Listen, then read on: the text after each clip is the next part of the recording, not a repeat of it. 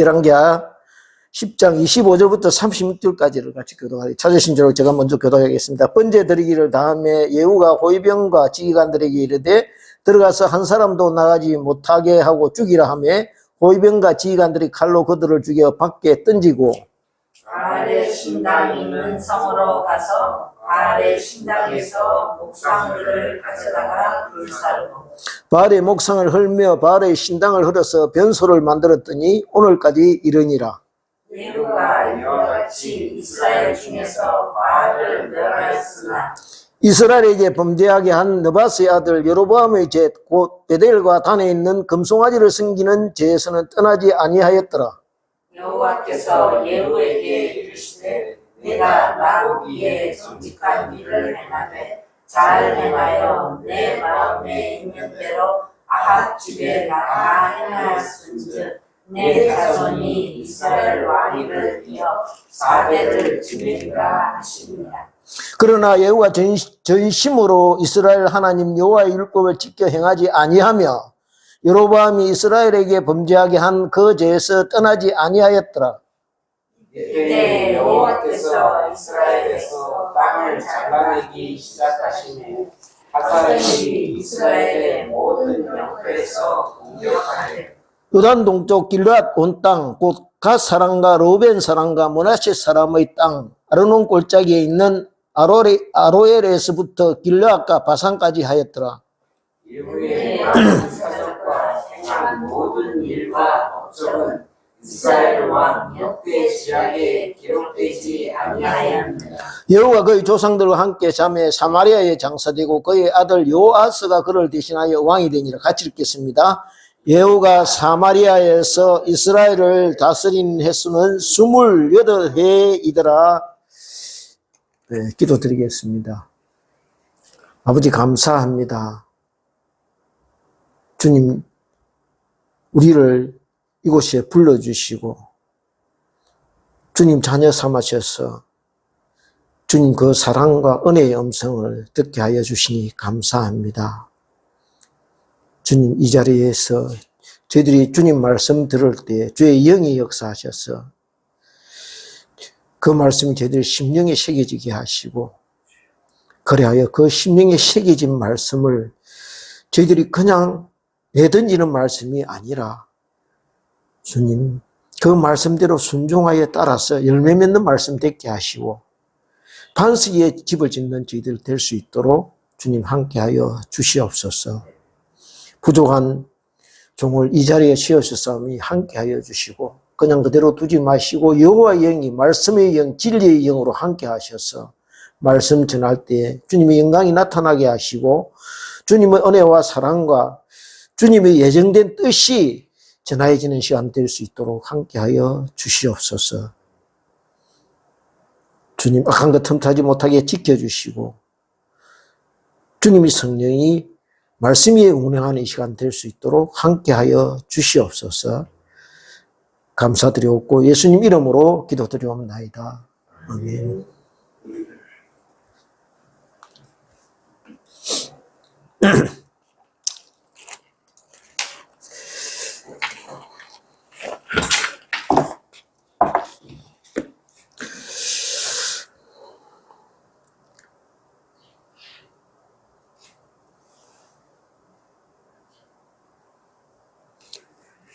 예, 한 국가의 최고 지도자가 되려면 무엇보다도 그가 다스리고 있는 백성에 대한 통치 권력의 정당성을 확보하는 일이 우선되어야 할 것입니다. 그래서 어떤 지도자든지 백성의 인정을 받지 않고 무력으로 집권을 한다거나 강제적인 힘으로 백성을 다스리고자 한다면은 끊임없는 백성의 저항을 받게 될 것이고 얼마 동안은 그 권력을 유지할 수 있을지 모르지만 결국에는 스스로 무너져버리고 말 것입니다. 우리는 역사를 통해 이 사실을 거듭 지금 보아왔습니다. 이스라엘이 남북으로 갈라진 뒤 남유다와 북이스라엘은 각각 다른 길을 걸어왔는데요. 남북 역사를 이렇게 같이 살펴보면 이 드러나는 한 가지 차이점을 우리가 발견하게 되는데 그것은 정통성 문제입니다. 유다는 여러 차례 이어지는 위기 속에서도 일찍이 나단 선지자를 통하여 말씀하신 바대로 다윗 집안의 등불을 끄지 않으시겠다는 그 약속이 지켜져 왔습니다. 그래서 다윗 집안에서 왕위가 계속 이렇게 계승되는 것을 볼 수가 있습니다. 그 반면에 북이스라엘은 그러지가 못했습니다. 그러니 끊임없는 하극상이 이렇게 반복되는 것을 볼 수가 있습니다. 신하가 임금을 군대 장관이 왕을 살해하고 자기가 그 자리를, 왕의 자리를 차지하는 것을 그렇게 볼 수가 있습니다. 이런 하극성이 하루가 멀다고 계속되는 것을 우리가 보게 되는데요. 그러니까 누구나 기회만 잘 잡으면은, 힘과 용기만 있으면은 왕이 될 수 있다는 환상에 빠지도록 만듭니다. 그러니 나라가 평안할 수가 없었습니다. 전랑과 정면이 백성들을 더 어렵게, 위험에 그렇게 도탄에 빠뜨리게 되는 것입니다. 그 이유가 어디에 있겠습니까? 역사를 주관하고 다스리시는 세계 경영의 참 주인 대신 여호와 하나님을 무시하고 자기가 주인 되었다고 나라를 떡 주무르듯이 했으니 안 망하면 그것이 이상한 것입니다. 저와 여러분 오늘 본문을 통하여 열왕기 9장과 10장을 이렇게 같이 묵상하면서 북이스라엘의 포악무도한 아합 왕가의 멸망과 그를 축출하고 새로이 왕의 자리에 오른 예후라는 인물의 인물이 단행하는 종교 개혁에 대해서 같이 살펴보려고 합니다. 사실 북이스라엘의 군대 장관 예후라는 인물은요, 엘리야 때부터 하나님께서 장차 악한 왕 아합 시대를 끝내게 할 인물로 점 찍어 놓은 사람이었습니다. 그러니까 하나님께서 일찍이 그를 아합 집안을 청소하고 정리할 역할을 맡기기로 예정된 그런 사람이었습니다. 그래서 선지자 엘리야를 거쳐서 엘리사 시대 사역이 한창일 때 엘리사 선지자가 그의 제자 중 한 사람을 장군 예후에게 보내 기름을 붓게 만듭니다. 그러면서 그가 앞으로 해야 할 역할을 자세히 일러줍니다. 예후는요, 이때까지만 해도 그가 감히 왕이 되리라고는 생각지도 못하고 있었습니다. 아합의 악적을 곁에서 지켜보면서도 그저 그의 신복으로만 충성을 다하고 있었을 뿐입니다. 그런 그가 하나님의 기름 부으심을 받자 태도가 180도 달라지기 시작합니다. 누군가요, 만약 정권을 뒤엎어야 되겠다 이렇게 생각하면은 제일 먼저 취하는 조치가 무엇이겠습니까? 그것은요, 내 편과 적군을 이렇게 가리는 일입니다. 갈라내는 일입니다. 새로운 나라를 지금 세우는데 걸림돌이 되는 인물, 방해되는 인물, 제거해야 할 대상이 누구인가, 그것을 정확히 가려내는 일일 것입니다. 왜냐하면 자칫하다가는요, 대치기를 당해서 같이 망할 수 있는 것입니다. 판을 뒤엎으려다가 오히려 자신이 역적으로 몰려서 집안 식구 3족이 멸족을 당할 수도 있는 것입니다. 우리 옛날에 역사가 그랬지 않습니까? 그래서 신중해야 되고 기밀을 유지해야 되고 일단 행동에 들어가면은 상대가 눈치채지 못하게 한순간에 상황을 제압해야 되는 것입니다. 가만히 보면요, 예후 장군도 철저하게 이 원칙에 따라서 행동합니다. 일단 핵심 세력인 북이스라엘 요람을 위시해서 동맹군인 유다의 여호사밧 왕을 같이 제거해버립니다. 그리고 이스라엘로 돌아와서 아합과 함께 이스라엘을 영적으로 어둠 속에 몰아넣은, 그러니까 요부 이세벨을 단칼에 처단합니다. 뿐만 아니라 사마리아에 있던 아합의 아들 70명을 한꺼번에 몰살시켜버립니다. 그것도요, 자신의 손에 피 한 방울 묻히지 않고 그 사마리아 성의 귀족들과 장로들을 시켜서 정강석화처럼 처단해버립니다. 그러니까 이스라엘에 지금 때 아닌 피바람이 불게 되는 것이죠. 이후에 예후가 취하는 이러한 일련의 행동들을 지켜보면요, 망설이거나 누구의 조언을 듣거나 심사숙고한다거나 하는 모습을 조금 더 찾아볼 수 없습니다. 거침없는 그야말로 그 행동을 볼 수가 있습니다. 좀 가다 싶을 정도로 잔인하다는 그런 느낌마저 주고 있습니다. 그런데요, 자그마치 아합 가문의 4대에 걸친 통치가 33년 동안 지속되었습니다. 한 세대 동안 이스라엘이 영적인 어둠 속에서, 깜깜한 어둠 속에서 헤매고 있었다는 것이죠. 그런데 그것이 영원히 지속될 것 같이 보였습니다. 그렇게 북이스라엘을 영적으로 엉망으로 몰고 가도, 그렇게 영적으로 타락시키고 가도, 가는 곳마다 발우상으로 전국을 도배하게 만들어도 그 컨셉은 시들지 않을 것처럼 보였다는 것이죠. 그런데요, 하나님께서 칼을 갖다 대기 시작하니까 일순간에 무너져 버립니다. 비명 한마디 내지르지 못하고 그대로 가는 것입니다. 그렇습니다. 하나님이 손절하시니까 끝나버리는 것입니다. 하늘에까지 높아지겠습니까? 아닙니다. 바람에 떨어지는 꽃잎처럼 한순간에 그렇게 가는 것입니다. 다 한때입니다. 우리가요, 이번 여름처럼 지독하게 무덥고 질긴 여름이 없었습니다. 다들 해도 너무한다 이렇게 생각했을 것입니다. 그런데요, 이 또한 지나가리라고 하나님께서 말씀하시는 것입니다. 다 하나님께서 정해놓으신 때가 있다는 것이지요. 비록 어렵고 힘들어서 견디기 쉽지 않을 것 같아도 지나간다는 것입니다. 그래서 하나님이 이렇게 말씀하시는 것입니다. 그 때가 지나간다. 그러니 어렵고 힘들더라도 이기는 자에게는 내가 생명의 메류관을 주겠다라고 말씀하시는 것입니다. 보십시오. 악학 가문에는 심판의 때가, 하나님의 사람들에게는요, 회복의 때가 되고 영광의 시간이 된다는 것이죠. 제일 먼저 핵심 세력인 아합 집안을 정리한 예후는 그 다음으로 종교개혁을 단행하는데, 그것이 오늘 본문에 나와 있습니다. 다 같이 우리가 오늘 말씀을 본 열왕기 10장 18절 19절을 같이 합동하겠습니다. 18절 19절입니다. 10장 579페이지 10장 18절 19절을 같이 합동하겠습니다. 시작. 예후가 무 백성을 모으고 그들에게 이르되 아합은 바알을 조금 섬겼으나 예후는 많이 섬기리라. 그러므로 내가 이제 큰 제사를 바알에게 드리고자 하노니 바알의 모든 선지자와 모든 섬기는 자와 모든 제사장들을 한 사람도 빠뜨리지 말고 불러 내게로 나오게 하라. 모든 오지 아니하는 자는 살려두지 아니하리라 하니, 여호와 바알 섬기는 자를 멸하려 하여 계책을 씁니다. 자, 한번 보십시오. 분위기가 지금 살벌합니다. 그죠?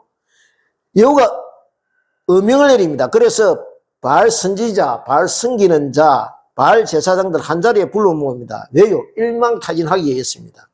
19절을 한번 보십시오. 모든 선지자, 모든 섬기는 자, 모든 제사장, 곳곳에 모든이 등장합니다. 무슨 말이냐 하면, 즉 이잡듯이 잡아야 되겠다는 의지의 표현입니다. 좌우간 바알하고 관련되어 있는 자들은 한 사람이라도 놓쳐서는 안 되겠다는 집념 같은 것이 보이지 않습니까? 그 뒤에 한 사람도 또 이어서 한 사람도 빠뜨리지 말고라고 지시합니다. 또 모든 오지 아니하는 자는 살려두지 않겠다고 윽박질, 이게 이중 삼중으로 지금 포위망을 이렇게 완전 근무를 칩니다. 그죠? 여호가 누굽니까? 쿠데타를 일으켜서 보이는 쪽쪽 이렇게 몰살시킨 장본인입니다. 잘못 걸렸다가는 빼도 못 추리고 단칸에 지금 날아가게 생겼는데 빠질 사람이 누가 있겠습니까? 그런데요, 한번 생각해 보십시오. 이처럼 개혁을 신속하고 비밀스럽게 추진하지 않으면 실패할 확률이 높다는 것이죠. 앞에서도 말씀드렸다시피 악학 가문의 통치가 33년 동안 지속되고 있었습니다. 오직 했으면 엘리야가 하나님 전부 다 죽거나 잡혀가지고 나만 홀로 남았나이다 하고 고백할 정도였습니다. 물론 하나님께서 7,000명을 남겨두셨다고 하셨지만요. 그러니까 그 당시 이스라엘 백성은 거의가 바알 신앙으로 오염되어 있었다는 것입니다. 그래서 이렇게 충격적인 요법을 쓰지 않으면 그가 생각하는 종교개혁이 실패할 수도 있다는 것을 말해주고 있습니다. 여호는 이 사실을 잘 알고 있었습니다. 그래서 완전히 새로운 판을 짜야 된다는 생각을 하고 있었던 것이죠. 신속하고 비밀스럽게 이 일을 추진하면서 바알 세력들을 일시에 제거해야 이 일이 성공할 수 있다고 믿었던 것입니다. 무엇을 말씀하고 계십니까? 곧 지금 이 싸움은요, 그냥 전쟁이 아니라 영적 전쟁이라는 것이죠. 바알 신앙으로 물든 이스라엘을 여호와 하나님 신앙으로 돌이키기 위한 영적 전쟁에 돌입한 것이라는 것입니다. 그 선두에 누가 서 있느냐? 여호와가 서 있다는 것이죠. 보십시오. 상황은 어떻게 되어 있습니까? 사방 천지에 지금 바울 추종자들이 깔려 있습니다. 그래서 정상적인 방법으로 싸우다가는 시간도 오래 갈 뿐더러 곳곳에 포진해 있는 이들이 힘을 합쳐서 대항한다면 어려움에 빠질 수도 있다는 것입니다. 그래서 한 방에 때려잡는 방법을 지금 택한 것입니다.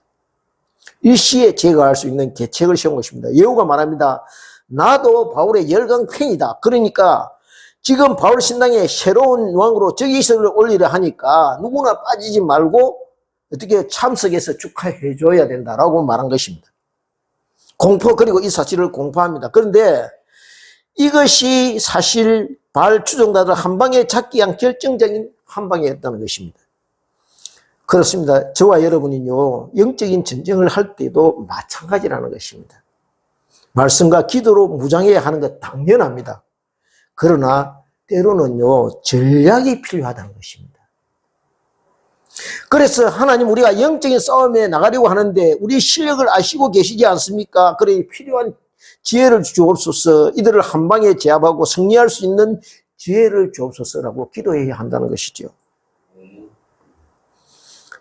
너희는 뱀같이 지혜로고 비둘기같이 순결하라고 하지 않았습니까? 그냥 무턱대고요, 앞산을 향해서 돌격 앞으로 해놔놓고 정작 정상에 올라가서 이상하다, 이상이 아닌가 보다, 이래서는 안 된다는 것이죠.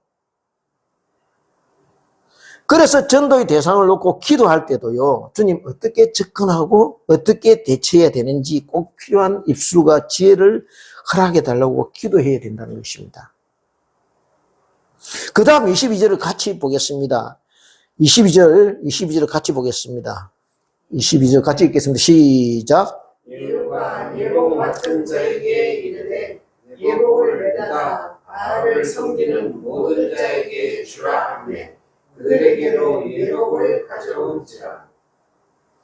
보십시오. 그 당시 이스라엘 사회의 분위기가 어떠했는지를 대강 알 수 있습니다. 사마리아 수도 한복판에 바울 신당이 버젓하고 웅장하게 자리 잡고 있지 않나. 또 바울에게 제사를 지내기 위해서 예복을 이렇게 완전 이렇게 준비해 놓고 있지 않나. 이스라엘 온 땅을 바울이 지배하고 있었다는 것이죠. 그러면 여호와가 왜 바울 추종자들에게 예복을 입히라고 명령했을까요? 이유는 없애버려야 할 대상, 표적을 분명히 하기 위함인 것입니다. 옷을 보면 바알 편인지 아닌지 확실히 알 수 있다는 것이죠. 그렇습니다. 유니폼을 보면요, 알 수 있습니다. 내 편인지 상대편인지. 그렇다면 저와 여러분은 어느 편에 서 있는 사람들이라는 것입니다. 예수님 편에 서 있는 사람들이라면 마땅히 예수 그리스도 예복을 입고 있어야 할 터인데 지금 저와 여러분은 어떤 유니폼을 입고 있느냐 묻고 있는 것입니다. 하나님 믿지 않는 사람들이 밖에서 볼 때 저 사람은 하나님 편이다, 하나님 믿는 사람이 맞다라고 말할 수 있는 그런 표식이 있느냐는 거예요. 요 며칠 전에 안창호 인권위원장에 대한 국회 청문회 과정을 뉴스 매체를 통해 보고 들었을 것입니다. 그렇다면 저와 여러분은 그처럼 나는 예수 그리스도의 보혈의 피로 옷 입힘을 받은 하나님의 사람입니다라는 표적이 있느냐는 것이죠. 가만히 보면요, 마트에 가도 시장에 가도 길거리나 찻집에서도 자기 회사의 유니폼을 늘 입고 다니는 사람이 있습니다. 누가 그렇게 합니까? 자기 회사를 사랑하는 사람, 자기 회사를 자랑스럽게 여기는 사람이 그렇게 합니다. 저와 여러분은 세상에서 단 하나밖에 없는 메이크 옷을 입은 사람들입니다. 곧 메이드 인 지저스, 이 브랜드 옷을 입고 있는 사람들이라는 것이죠. 그렇다면 어떻게 해야 되겠습니까? 누가 그럽디다. 여인들이 들고 다니는 백이요, 가짜인지 진짜인지 알 수 있는 방법이 있다고 말입니다. 어떻게 해요? 비 오면 백이 비에 젖을까봐 몸이나 팔로 가리고 이렇게 다니는 것을 보면 그 백은 진짜고 아마 들어봤을 겁니다. 비가 올 때 비를 피하기 위해서 핸드백으로 머리를 들고 뛰는 거는 그 백은 가짜라는 것이죠. 저와 여러분은 어떻습니까? 갈 때 못 갈 때 먼지와 진흙투성이에 가서 함부로 주저앉는 그 옷은 가짜 옷이라는 것입니다. 23절을 보십시오. 여호가 레갑의 아들 여호나답과 더불어 바알의 신당에 들어가서 23절 한번 같이 읽겠습니다. 시작.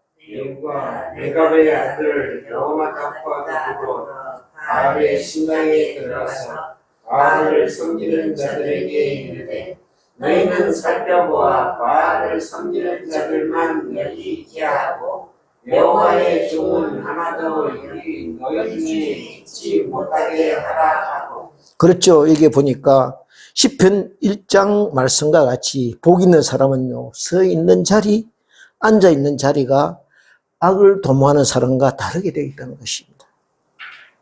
생각이 다르고 말이 다르고 행동거지가 다르게 되어 있다는 것이죠. 그래서 누구와 같이 있느냐 하는 것이 중요하다는 것입니다. 오늘 본문을 보십시오. 예후가 누구와 같이 이 계획을 준비하고 실행하느냐, 레갑의 아들 여호나답과 같이 하는 것을 우리가 볼 수가 있습니다. 누구와 함께 같이 말과 생각을 나누고 거절을 하느냐 하는 것이 중요하다는 것입니다. 다 같이 앞장 넘겨서, 앞장이 아니네, 10장 15절 말씀을 같이 합독하겠습니다. 시작. 예수가 거기에서 떠나가다가 자기를 맞이하러 오는 레갑의 아들 여호나답을 만난지라. 그의 안부를 묻고 그에게 이르되 내 마음이 내 마음을 향하여 진실함과 같이 내 마음도 진실하냐 하니 여호나답이 대답하되 그러하나이다. 이르되 그러면 나와 손을 잡자. 손을 잡으니 여우가 끌어 병거에 올리며 그렇습니다. 서로 같은 뜻을 부르면요, 마음과 마음이 통하는 법입니다. 하나님 앞에서 진실하면요, 사람 앞에서도 진실한 법입니다. 한 마음을 품은 사람은 진실되기 마련입니다. 사심이 없기 때문입니다. 하나님의 일에 생명을 걸었기 때문입니다. 죽음을 두려워하지 않기 때문입니다. 그래서 마음이 서로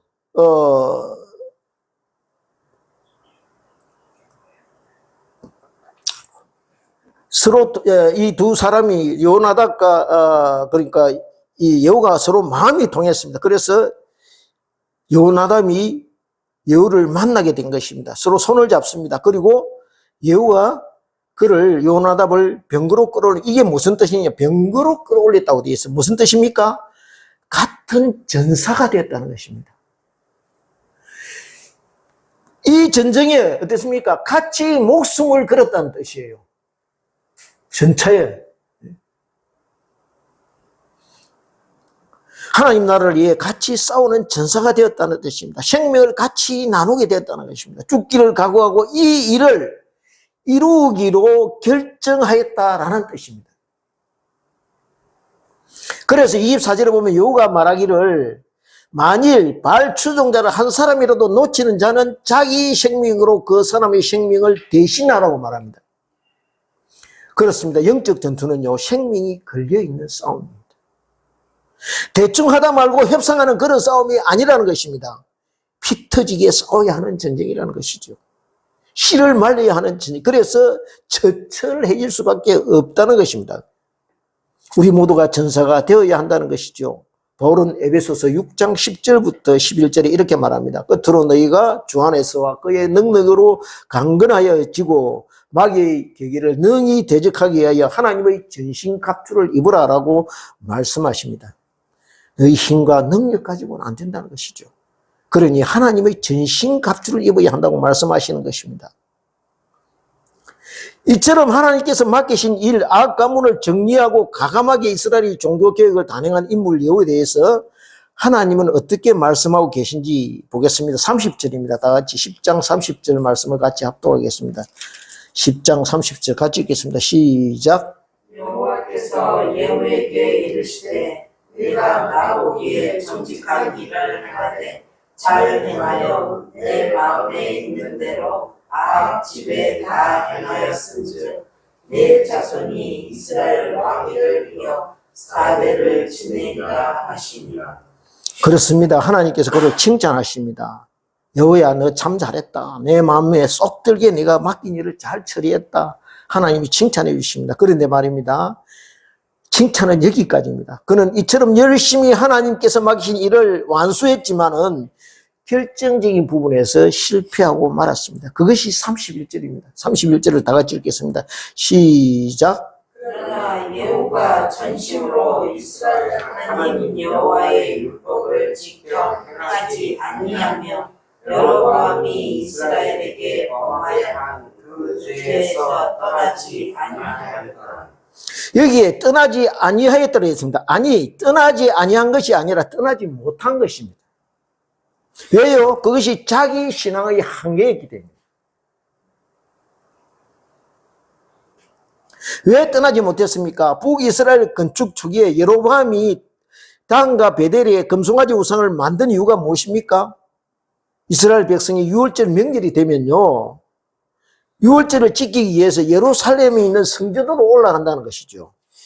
그렇게 되면 해마다 유월절마다 예루살렘으로 갈 것이고, 그렇게 모여서 같이 예배를 드리다 보면은 어떤 말이 올라갈 것이냐, 이럴 게 아니라 우리가 다시 옛날처럼 합치자라는 말이 나오게 될 것이라는 것입니다. 그렇게 한두 사람 다윗시대의 통일 이스라엘로 다시 돌아가자 하는 움직임이 일어나게 될 것이고, 사람들의 마음이 점차 그쪽으로 쏠리게 돼서 왕의 자리가 위태롭게 될 것이다. 그러니 그러지 못하도록 못을 박자. 그래서 여호와의 성전 대신에 베델과 단에 금송아지 우상을 세운 것입니다. 그리고 이렇게 말합니다. 너희들 번거롭게 예루살렘까지 갈 것 없다. 이곳에서 예배 드리면 된다. 그냥 금송아지 우상으로 하나님 대신 섬기면 된다라고 일종의 사이비 신을 만든 것입니다. 그동안 새로 등극한 많은 왕들이 있었지만은 이 금송아지 우상을 이렇게 없애지는 못했습니다. 무엇 때문이겠습니까? 내가 누리고 있는 왕의 자리가 흔들릴까 봐 그랬습니다. 그렇습니다. 이 개혁의 획자가 무슨 획자냐면 가죽 획자입니다. 그러니까 가죽을 벗기려면 어떻게 해야 됩니까? 짐승을 죽여서 완전히 죽여야 이 가죽을 벗길 수 있는 것이죠. 그러니까 개혁을 하려면은 나부터 죽어야 된다는 것이죠. 여호와 왜 하나님이 원하시는 개혁다운 개혁을 하지 못했느냐 하면 정작 남을 개혁하면서도 자기 자신은 그 개혁의 대상에서 포함시키지 않았기 때문입니다. 그래서 절반의 성공에 만족해야 됐습니다. 겨우 4대에 걸쳐 왕위를 이어가는 것으로 끝나버렸습니다. 그런데요, 만일 그러지 않고 그가 그때 여로보암의 전철을 밟지 않고 비록 내가 왕위에서 내려와도 좋다, 이스라엘 백성을 진정한 여호와 신앙으로 회복시킬 수만 있다면 내가 모든 것을 포기해도 좋다라는 생각을 가지고 개혁에 임했다면 결과는 달라질 수 있었을 것입니다. 그렇습니다. 요한복음 2장에 보면요, 예수님께서 유월절마다 예루살렘으로 올라가십니다. 성전에 들어가시니 성전이 온통 난장판이지요. 소, 양, 비둘기, 돈 바꾸는 사람, 그야말로 시장 바닥입니다. 노끈으로 채찍을 만들어서 판을 뒤엎으십니다. 그리고 내 아버지 집을 장사하는 집으로 만들지 말라고 노하십니다. 유대인들이 네가 뭔데 이런 일을 하느냐? 퍼즐을 우리에게 보여달라라고 묻습니다. 그때 주님이 이렇게 말씀하십니다. 너희가 이 성전을 헐어라. 내가 사흘 동안에 일으키리라. 무슨 말씀입니까? 이기적인 욕심과 종교적인 이권으로 가득 차 있는 너희 마음의 성전을 허물어버리라는 것입니다. 너희가 이 성전의 주인이라고 여기는 그 교만한 마음도 짓밟아버리라는 것입니다. 그렇습니다. 저와 여러분이요, 내 나라의 왕이 되어 있어서는 절대 주님이 왕이 되실 수가 없다는 것입니다.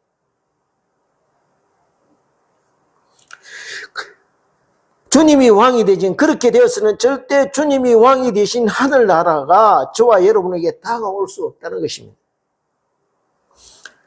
저와 여러분이 내 나라 왕의 자리에서 물러날 때 그때 비로소 저와 여러분의 하늘나라가 열리게 된다는 것이죠.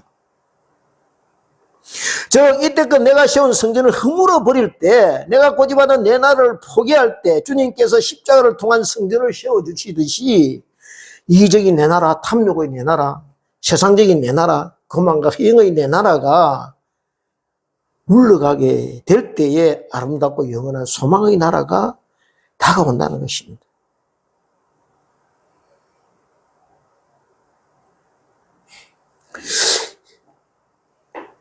여러분, 절대로 저와 여러분도 아마 여러분은 모르지만, 저는 모르지만은 우리 마음속에 신앙적인 한계가 있을 것입니다. 그것이요, 자식일 수도 있고 돈일 수도 있고 내 마음속 깊이 웅크리고 있는 자존심일 수도 있다는 것이죠.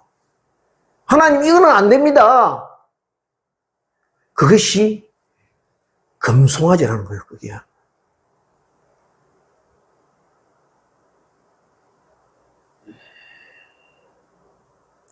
그런데요, 문제는 이렇게 우리가 말씀으로 알고는 있는데 그게 잘 안 된다는 것입니다.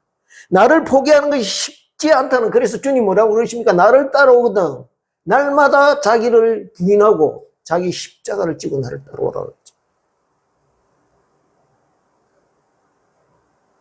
알고는 있는데 나를 포기하는 것이 쉽지 않다는 것입니다. 여호와의 경외처럼 외부에서 강한 충격이 가해지지 않고는 내 나라를 포기할 수 없다는 것이죠.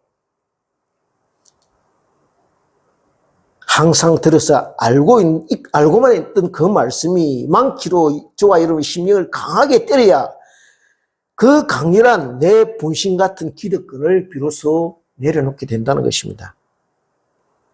그래서 주님, 나의 믿음 없음을 도와주옵소서. 이 병든 나를 고쳐주옵소서 하고 부르짖고 외치게 될 때 성령께서 역사하신다는 거예요. 이렇게 성령의 역사하심이 있을 때 비로소 내 나라가 무너지게 된다는 것입니다. 내부에서요, 영적인 쿠데타가 일어나야 된다는 것이죠. 그렇지 않고서는 내 나라를 고집하고 내가 왕의 자리를 포기하지 않게 될 때 어떻게 되느냐? 하나님은 약속으로 주신 땅, 축복과 은혜로 주신 기업을 거두어 들이신다는 것입니다. 그래서 다시 32장과 32절과 10장 32절, 33절을 같이 읽겠습니다. 10장 32절, 33절을 같이 읽겠습니다. 시작. 이때 여호와께서 이스라엘에서 땅을 장악하기 시작하시매 하사엘이 이스라엘의 모든 영토에서 공격하되 요단 동쪽 길앗 온 땅 곧 갓 사람과 르벤 사람과 므낫세 사람의 땅에 아르논 골짜기에 있는 아로엘에서부터 길앗까지 바산까지 하였더라. 제가요, 이 말씀을 앞에 이 금송아지 이걸 구절을 생각해보다 다른 사람 다 바꾸면서 여호 자신은 못 바꿨잖아요. 그렇다면 나라를 그렇게 치면은, 교회로 치면은 제일 바꾸기 힘든 사람이 누구겠습니까? 목사라는 거예요. 목사. 그 다음 누구겠습니까? 장로. 그 다음 집사. 다른 사람 모두 바꿔야 되고 변해야 된다고 생각하는데 정작 자기 자신은 제쳐놓는다는 거예요.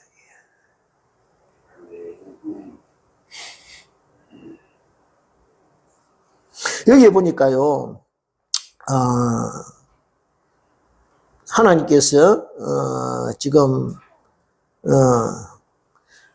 우리가 하나님 말씀에 온전히 따르지 않을 때, 하나님께서 저와 여러분에 경고 사인을 주신다는 것입니다.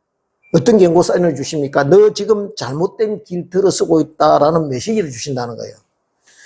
지금 하나님의 이스라엘 땅 요단 동편의 땅을 어떻게 해요? 잘라내고 계시는 것을 우리가 볼 수 있는데요.